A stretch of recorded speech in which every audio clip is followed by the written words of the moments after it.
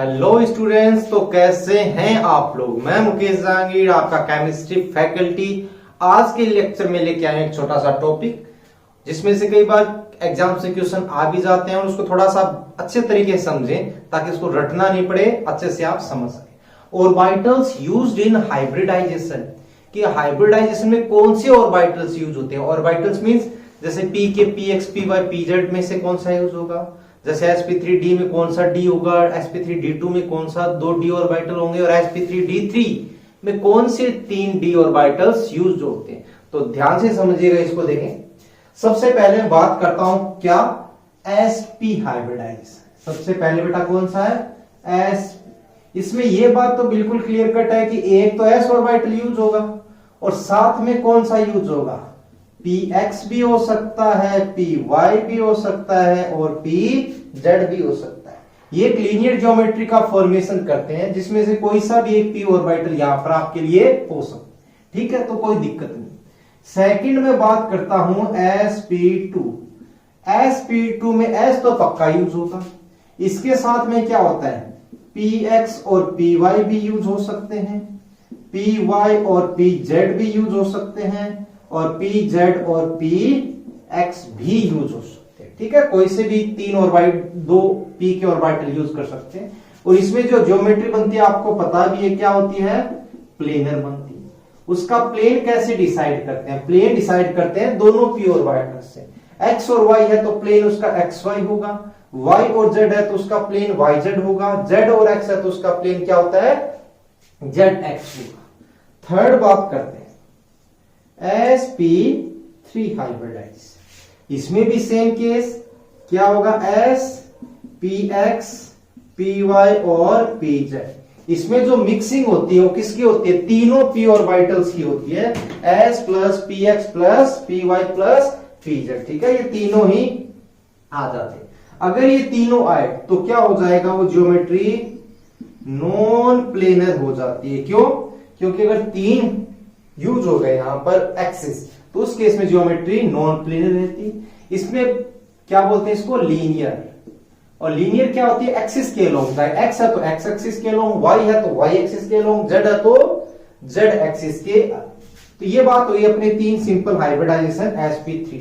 Next बात करते हैं अपन हाइब्रिडाइजेशन आपका कौन सा, sp3d। देखिए ये काफी इंपॉर्टेंट है, एक दो बार एग्जाम में भी क्वेश्चन आया हुआ है, तो ध्यान से समझिएगा। आपको पता है इसकी जो शेप होती है वो क्या होती है, सो जो ज्योमेट्री अपन करते हैं, ट्राइगोनल बाय पिरामिड। ठीक है ना, दो पिरामिड बनते हैं ट्राइगोनल प्लेनर ज्योमेट्री के साथ। इसको TBP भी कह सकते हैं अपन शॉर्टकट में। तो इसको ध्यान से देखिएगा, ये क्या होता है, एक प्लेनर तो हो ही नहीं सकता क्योंकि इसमें सारे p ऑर्बिटल है। देखिए ये मिक्सअप बनता है s px और py प्लस pz। अब d ऑर्बिटल यूज होता है बेटा इसका dz²। ये नहीं कि dz² रखना है, थोड़ा कंसेप्चुअली समझेंगे इसको। ये s px और py ये आपस में मिलकर क्या बनाते हैं, xy प्लेन बनाते हैं। आपको पता है xy प्लेन की बात करेंगे तो इस तरीके से आ जाएगा। और इसमें क्या है, प्लेन नहीं बनेगा, ये pz है तो p z एक्सिस पर, ये z² है तो केवल z एक्सिस पर। तो ये दोनों मिलकर क्या बनाते हैं, दो ऑर्बिटल बनाते हैं। कहां पर, z एक्सिस पर, कुछ इस तरीके से।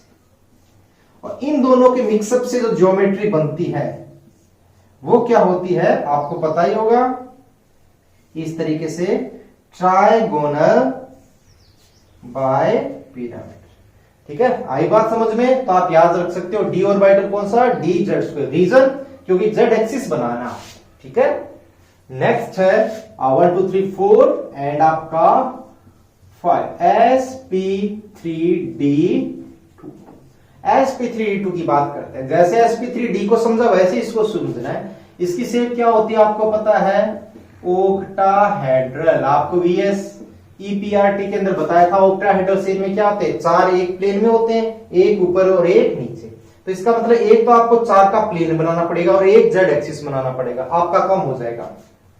जो प्लेन है वो कौन सा बनाए, एक्स और वाई ऑर्बिटल्स की अवेलेबिलिटी ज्यादा है तो उसके अकॉर्डिंग बना लेते हैं, एस पी एक्स और पी वाई। बेटा अगर मैंने एक्स वाई प्लेन के लिए पीजेड ले लिया तो जेड तो बना ही नहीं सकता, तो इसके साथ में ऐसा क्या यूज करें जो एक्स वाई प्लेन बना सकता है। तो दो ऑप्शन है आपके पास डी ऑर्बिटल यूज करने की। डी ऑर्बिटल के दो option, D X Y orbital और D X square minus Y square. क्यों? क्योंकि दोनों ही एक्स वाई प्लेन में है। अब बात आ गई इन दोनों में से एक चूज करना है, तो कौन सा करेंगे? अब अपन वो चूज करेंगे जो कहां पर प्रेजेंट हो, एक्सिस पर। ऐसा क्यों? क्योंकि आपको पता है ये जो इस तरीके से प्लेन बनता है ये 90 डिग्री पर रहता है, और 90 डिग्री का मतलब ये हो गया कि एक एक्स है दूसरा वाई, तो एक्सिस पर होना चाहिए। एक्सिस पर होना चाहिए तो एक्सियल डी ऑर्बिटल। तो कौन सा यूज करेंगे?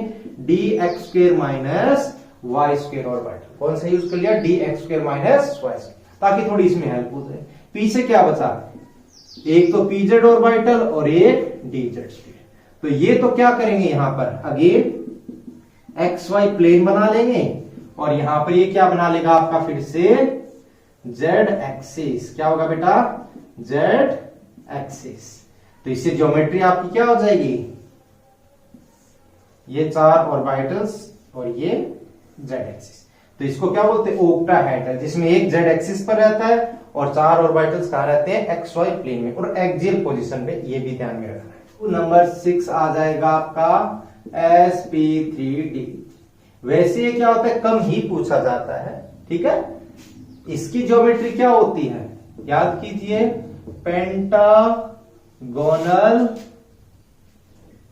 Bye pyramid. क्या होती है? Pentagonal bipyramid. याद होगा, 5 एक प्लेन में, एक ऊपर और एक नीचे। बात भेजे में घुस गई होगी। 5 एक प्लेन में तो एक्स वाई ले सकते हैं, S P X P Y Z तो लेंगे नहीं। तो दो ऐसे डी ऑर्बिटल जो एक्स वाई प्लेन में हो बेटा, कौन से? D X square minus Y square और प्लस डी एक्स वाई, क्योंकि ये भी एक्स वाई प्लेन में है, क्योंकि मिक्सिंग इन सभी की होनी है। अब साथ में कौन आ जाएगा? P Z plus D Z square. Again ये पांचों तो क्या करेंगे, इस तरीके से एक एक्स वाई प्लेन बना लेंगे, और ये क्या करेगा आपका? जेड एक्सिस बना लेगा। वही कहानी, जेड एक्सिस। तो दोनों मिक्सअप से क्या हो जाएगा?